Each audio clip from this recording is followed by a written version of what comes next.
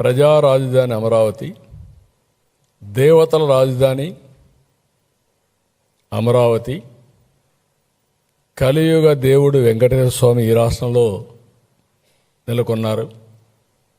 త్రేతాయుగం ఒక్కొక్క యుగంలో ధర్మాన్ని కాపాడడానికి, ప్రజలను రక్షించడానికి దేవుడు అవతరించే పరిస్థితి వస్తుంది. అలాంటి దేవుడు ఇక్కడ ఉన్నాడు.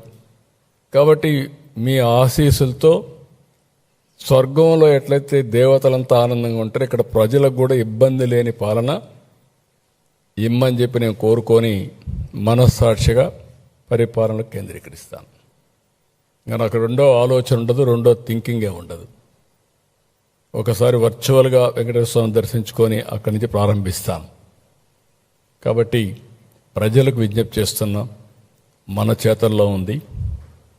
మనం ఎలాంటి రాష్ట్రాన్ని నిర్మాణం చేయాలనుకుంటున్నాం, ఎలాంటి భవిష్యత్తు మనం క్రియేట్ చేయాలనుకుంటున్నాం, వీళ్ళు చెప్పే మాటల్ని ఎంతవరకు ఎవరు ఏమేం చెప్తున్నారు, వీళ్ళ చరిత్రలేంటి, ఇవన్నీ గుర్తుపెట్టుకొని ముందు రాష్ట్రాన్ని కాపాడుకుంటే మన భవిష్యత్తు భద్రంగా ఉంటుంది.